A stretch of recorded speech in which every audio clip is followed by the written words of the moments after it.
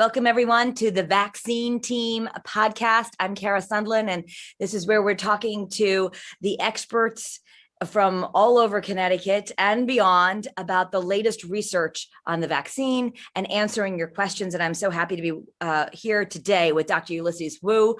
He is the System Director of Infectious Disease at Hartford Healthcare, also the Chief Epidemiologist there. Thank you so much, Dr. Wu, for sharing your time with us. Thanks for having me. Happy to be here. You know, more and more people are getting vaccines because, of course, it's open to anyone 16 and up. This began the first whole week of everyone being able to get their appointments. But once you get in there, I know people have a lot of questions. And let's start with the reactions. I had my first dose. I did have a reaction, and I was told anecdotally by some in the healthcare professions that, oh, you might have a bigger reaction because you've already had COVID. And that was my case. I kind of was pretty sick for a day, and it felt like just like how it did when I had COVID. Right. Is that happening for people who've had COVID? They're having a little bit more of a reaction as far as side effects when they get the vaccine? Sure. It's a good question. And it's difficult to answer because everybody's reaction is subjective to them. So I've talked to people who didn't have COVID, and they're like, I was laid out for 2 days. Okay. I'm like, oh, well, I know people who had COVID, got the shot, and they were like, it didn't feel as bad as my COVID. So it's difficult to make the comparison between them. But it's funny that you say that. So there's a couple things about getting the vaccine after you have COVID. So one of the things that we like, I'm not going to say we like to look at it, but we look at it as getting COVID, and thank goodness you recovered, by the way. So I'm happy for you. Thank you. Yeah, I know a lot of people had it much worse than I did. For me, it was like a bad flu. I don't want to get it, but I was not hospitalized or anything like that. Yeah. Absolutely. Well, I'm glad that it wasn't that you weren't hospitalized. But they're saying that the actual COVID is like getting your first shot. So actually getting your second shot or your first shot is actually like getting your second shot. That's what I was hearing. So that's truth. That's from a doctor. It's not just people making that up. Okay. There still has to be science that needs to be elucidated about it, but sure. Yeah. Okay. It kind of makes sense. But the thing about it is that I didn't feel anything with my second shot, and I'm kind of bummed about it. So here's the reason why. There is the prevailing theoretical thought that if you get the shot, the worse you feel, the better your immune system is responding to it. Okay. So you're developing antibodies because a lot of this is just developing an immune system towards it. Now, again, there's not a lot of science and literature behind it, but just one of the prevailing things is, if you actually had a worse reaction, and we're not talking a local reaction, we're talking like, I feel terrible. Yeah. That's your body going into immune overdrive saying, okay, we're making antibodies to this. I didn't feel a single thing with my second one. Yeah. So you're saying you're disappointed because, but you know, I guess it also means if you're not having a reaction, doesn't mean you're not building immunity, right? We want to get that out there. That's a great point. And yes, you're absolutely right. I feel safe that I didn't get anything with my second shot. And I feel safe that I have a nice immune response to it. Now, absolutely. Let's just say it seems a lot of people have been getting COVID recently, even though the world's getting back to normal. I feel like I know more people right now that are starting to test positive. If that's the case, should you not get the vaccine when you've had COVID right away? Or certainly, obviously, you probably shouldn't go when you actually have it because you should be quarantining. But what's the rule if you actually have COVID? So it depends who's advising you. So you talk to 10 different doctors, you're going to get 10 different answers, especially when it comes to COVID. But our rule of thumb is that as long as you're 10 days past your positive, so say you tested positive 11 days ago, you can still get your COVID vaccine. Though I've been reading other places are saying wait 90 days until you get your COVID vaccine. So anywhere from 10 to 90, I don't think there's a hard and fast rule. But for me, I've been telling people to get their vaccine because that's when it's available to them. And the best vaccine is the one that's right in front of you. Because in 90 days, you don't know what's going to be happening. You don't know if you're going to be able to get the vaccine. You don't know if there's a shortage. You don't know if, somebody's going to leave a freezer door open and the vaccine's going to go bad and there's going to be a huge shortage. So I'm just telling them, as long as you're out from your acute illness, go ahead and get your vaccine. Okay. Any major differences? I know some people are like, I'm trying to get a Pfizer or I want this one. I mean, what's your advice on shot picking? We should not be shot picking at this point because again, the best vaccine is the one that is right in front of you. So people are looking at the numbers. It's like Pfizer is this percentage efficacious. Moderna is this percentage efficacious. Janssen is this percentage efficacious. No, we need to stop looking at those efficacy studies because number one, they were done in different parts of the world at different times of the world, unfortunately. So, well, or fortunately, because we're getting a broad range of it. So you can't compare apples to oranges at this point because each of those studies are different. But the most important reason why we are saying just get the shot that's in front of you is because all of them have been proven to stop you from getting hospitalized and stop you from dying. And that's all that matters. We're just trying to take a possibly deadly disease and turn it into a normal cold or asymptomatic at that point. And so if it keeps you out of the hospital and keeps you from dying, who cares what the numbers are? Just get the vaccine. That's what we want you to do. And there are some who said, oh, I already had COVID and I was asymptomatic. So maybe I don't need the vaccine or I don't need to rush to get it. What would you say to that? Well, it's what I said when we were talking about, getting COVID and then getting your first shot, which is like the second shot. You do want that booster. You definitely should still go get COVID. Plus, we don't know what the long-lasting immunity for actual, what we call native natural COVID disease is. We don't know how long you're immune. We've always said 90 days, but there's recent studies to support that you have robust immunity from a vaccine for at least half a year, 6 months, and it's probably going to be longer. So absolutely, they should be getting their vaccine. Well, and I've been reading some of those studies too, and it makes me ask, well, then what happens after 6 months? Do we all have to go back and get boosters? So remember, we're doing this all in real time. So we have 6-month data for a disease that's about a year old. Well, it's longer than a year at this point. And for vaccines that have only been circulating for X amount of months. So when we get to 6 months, we'll have 9 months of data that's going to say, oh, it's probably good for 9 months. At 9 months, we'll say, oh, it's probably good for 12 months. And then we have to start thinking about, do we need boosters? But I want people to think of it almost like the influenza vaccine, where we do have the virus. A virus is going to virus. It's going to change. It's going to mutate. And we want the best vaccine that is efficacious for the current virus, not for the one for last year. We do that with influenza. So influenza is a good example where they make the vaccine 6 months ahead of time or even longer because they're guessing based off of what happened in the Southern Hemisphere, what happened in the previous year as well. So we're going to continually probably have to make vaccines to adjust as the coronavirus changes. So let's talk about families. Right now, people are really excited that CDC advised that you can travel again if you've been vaccinated, and people are eager to go. We watched the airline websites like Delta Airlines, it crashed. People were so excited to book flights. But a lot of families are in a situation where the older adults and the adults for that matter are vaccinated and they have younger children who are not. So what do you advise for them for going out in the world, and when will the shots come for kids? So the CDC is not recommending any unessential travel at this point. And so my recommendation, we have to remember that vaccines are not 100%. You can still get coronavirus, and there is still the theoretical possibility that you could become a carrier but be asymptomatic and pass it on to somebody. Remember, the vaccine works in conjunction with your immune system. So there are people who have gotten the vaccine, but they may have impaired immune systems. So the vaccine may not be as efficacious for them as well. So we're looking at vaccines not as a passport to immunity. And it's not necessarily the travel that we worry about, but it is what happens when people are traveling. It's the reasons people travel. That is the issue why people are still getting sick at this point. So it's not the travel, but maybe the beach that they go to. You saw spring break. You saw all the pictures of the spring breakers, and you saw what was happening in Florida, and you saw what was happening in Mexico. So my feelings about it is that if you need to travel, yeah, you can if you've been vaccinated. But if you're not masking and you're not social distancing, then you're still at risk for infection at this point. So I don't look at it as a passport to immunity. Right. And with regards to the kids question, there's been some good studies lately about the efficacy of the vaccine with especially 12 to 15 years old, and they're also doing it as young as 6 months. A lot of that data has to come forward and has to be good because we're looking at obviously the long-term side effects of the vaccine for our younger population. But also, in addition to that, there's a huge approval process that needs to happen with the vaccine. So it's not like, oh, study came out, it's good for children, let's give kids a shot. There's got to be a long regulatory approval process that happens with it. So I think it's still going to be quite some time before we give kids vaccines, at least towards the end of this year at the earliest.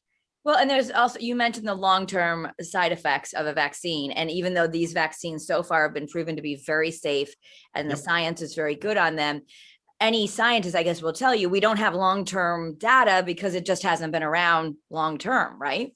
Well, we do have long-term data because these vaccines have been in development for over a decade at this point. So I think we have good long-term data. We know from the vaccine itself that it poses very little risk, very little harm long-term. Okay. But when it comes to kids, just the pediatric studies are not as robust as adult studies. They don't do as many of them. Okay. And so there is always that rabbit ears are up, the awareness with kids when we give vaccines to kids. I don't foresee any problem in the future with kids getting the vaccines, but we do know that from an optic standpoint, that is something that's going to be closely monitored. Is even the approval process stricter or different or more involved for children? I'm probably not smart enough to comment on that. I'm going to say probably it's more strict because there are safeguards in place, especially when it comes to the pediatric population. So I'm going to say yes, but I don't know exactly what those safeguards are. You're an epidemiologist. What's going on with the virus right now? Do you see it going down, or do you see it just with all these different variants? Are you worried? I worry is a relative thing. It's kind of like when you get the vaccine, your symptoms are relative. So I worry all the time, but that's the nature of my job. And because I worry all the time, I don't worry all that much, I guess. So to answer your question, if I was to say, take a step back from my epidemiologist hat, I would say, yeah, I'm definitely worried about what's going on at this point. Cases are rising, hospitalizations are rising. Deaths may have leveled off, but we're still having a lot of deaths. So it's like, when we were having the equivalent of 9/11 every single day, 3,100 deaths, people were like, and it's like, no, with 3,100 people are dying every single day. And so we can never get used to that. So I am always worried about that. What I'm more worried about is why this is happening. And so we've all seen the light at the end of the tunnel. The weather's getting nicer. We have vaccines. People are buying into herd immunity at this point. And it's like, oh, it's really close. And we're kind of like, we're rushing towards the end of the tunnel. And it's not a good thing. One of the pop culture analogies I've been using is remember the game Chutes and Ladders? Mm-hmm. So if you remember at the very end, there's a very big slide, like 3 spaces before the end. We run a very bad risk of sliding down that slide if we're not cautious. And so, yes, to answer your question, I'm worried because we're not doing the behaviors that we need to do, which is still social distance. We still need the mask when we're indoors especially. And then we need to get vaccine. We only have probably 60% buy-in for vaccine as a country. So we're not even close to like the true herd immunity of 90% that we would like to see. Yeah. And when we look at the flu season this year, at one point I was doing an interview and they had 0 flu cases at Hartford Hospital, which was unheard of. But that was because, right, people were vaccinated and all the social distancing and the mask. So I guess if we use the flu example and people get vaccinated and do the social distancing and the masks, then perhaps we can eradicate it the way that we eradicated flu this season. Yeah, you're absolutely right. I mean, so we're never going to be able to eradicate this. This is going to be something with us. Not 0, but we want to break the cycle, because once we break that cycle, then there's a less chance of variants possibly being able to appear. And that cycle of transmission, once we break that, we get to we need to level set to a different point than where we're at. We always talked about flattening the curve. You remember that term? Yeah. We never flattened it. We never flattened the curve? We had a plateau. I mean, I guess you could call that flat, but we never flattened it to the point where we wanted it to be. And so we just kind of had this basal level of infections throughout last summer, and then it just skyrocketed again in October. And so we really want to drive that curve down to where it's almost nothing. And you're absolutely right about masks. You're talking to a guy who's probably, I get whatever, 2 to 3 colds a year. I didn't get any. I didn't get influenza, thankfully. And I think masks have a lot to do with this. And I don't see why going into October of next year, November of next year, that we start putting the masks on, even though we're supposed to be doing it now. Let's say we stop having to wear them. October, November, we should all be wearing masks again. I truly believe that. Okay, because of the flu and cold season and just flu, colds, everything. Yeah, absolutely. Yeah. I mean, think about how many dollars are lost, how many people hours are lost to work for the sniffles, let alone flu, let alone COVID. Mm-hmm. Like, people call out of work. Like, we lose X amount of productivity dollars to illnesses every single year. We could break that easily. Now, as far as getting a vaccine, people have been having trouble getting appointments, and I don't want to belabor that point too much, because I think everyone knows now you just got to keep going online and keep trying, and hopefully it's getting better as we get more vaccines in. Are you seeing the supply get out there? Do you see it's going to be smoothing out? What's the prognosis for getting more shots into arms?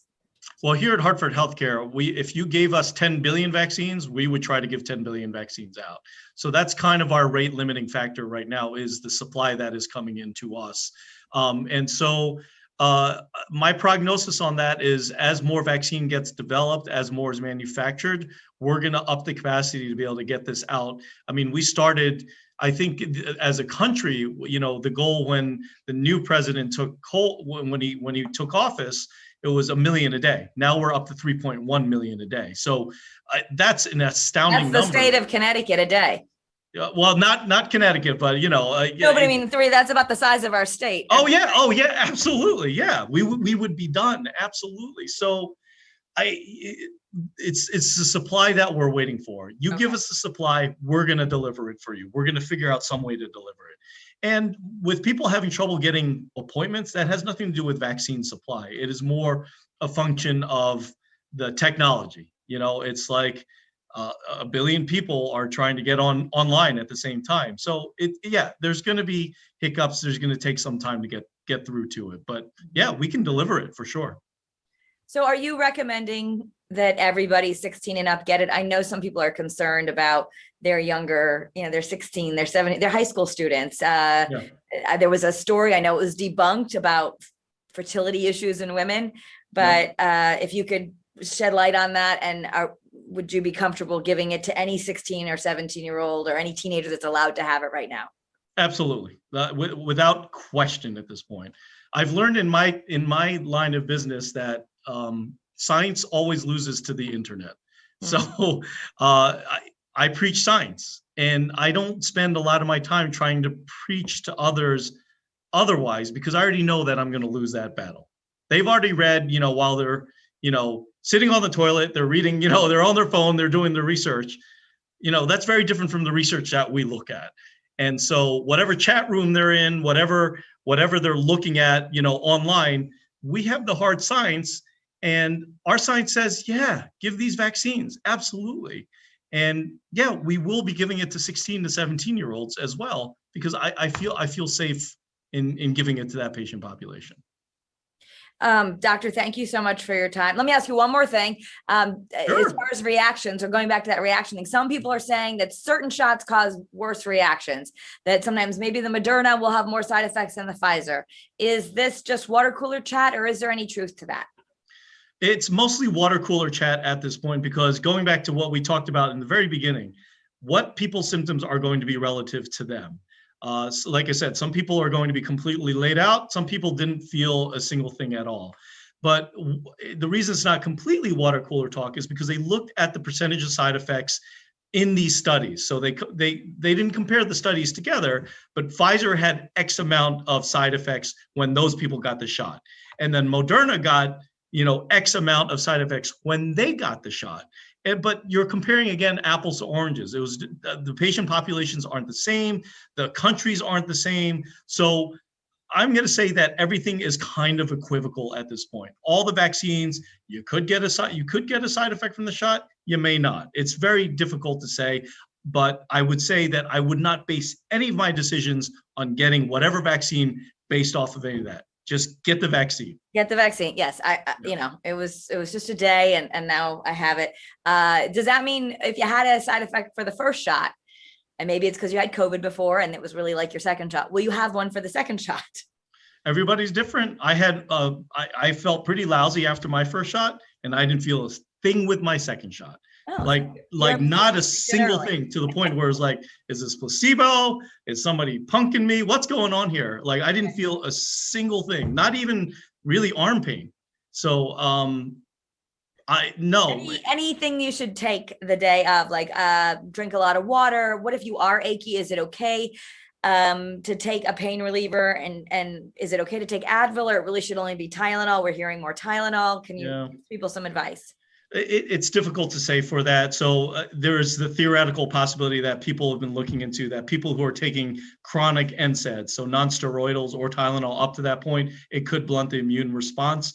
I personally, and I'm not going to say this as a representative of Hartford Healthcare, but I personally do not believe that that is an issue. And if you need to take some Advil, some ibuprofen, some Tylenol afterwards, absolutely, if it makes you feel better. But I'm also a big believer, if you don't need to take medication, don't take it at all. So when I felt pretty lousy, low-grade fever, often doctors will say, this is your body's response, let it happen. But if you're really uncomfortable, it's okay to take it. Absolutely. I felt pretty lousy after my first shot. I didn't take a single thing. So I just wrote it out. But everybody's different. And so I'm not here to judge or decide what people should take. But if they do decide that they need to take something, then sure, go ahead and then take it. Yeah. And also for long haulers, for people who are having some leftover symptoms, is there any truth? I read a study that some of those people are watching their long haul symptoms go away after they get the vaccine. So yeah, I saw that, and I think that's pretty cool. I don't know the pathophysiologic reason why that is happening. Long haulers, it's something that needs to be studied, exactly why these long haulers are experiencing their symptoms, because for some it's cognitive, for some it's psychological, for some it's actual cardiopulmonary reasons, some it's just weakness. Right, and so many, it seems like the fatigue. The people just say, I'm good, I'm fine, it wasn't even that bad, but I'm just still fatigued. Yeah. And some have said that they think their fatigue is, maybe it was just going to go away anyway, but that maybe it's eased. Correct. And I think studies need to be done with regards to that. Good studies need to be done to see if it really has an effect on the long haulers, but it's too soon to say. Well, since you're reading lots of studies, we have certainly seen lots in the news about the importance of making sure you have sufficient vitamin D levels. There are some studies that have shown that people are responding better to COVID. So a lot of doctors I have interviewed have said it's a good idea to be taking your vitamins, just good general health. Are you in favor, especially in New England, of supplementing with vitamin D right now? So I am in favor of supplementing with vitamin D, but I'm going to say the caveat, I don't think it's going to have anything to do with COVID yet at this point. So there's little downside to vitamin D, but there is downside if you take too much vitamin D as well. So I'll extrapolate. And an analogous situation is like a multivitamin. Everybody takes a multivitamin. They have done study after study after study that a multivitamin is essentially useless in a developed country such as the United States. So it doesn't help at all. Yet millions of people are taking multivitamins. And so with vitamin D, it's kind of the analogous situation. Probably very little harm if you're not taking a lot.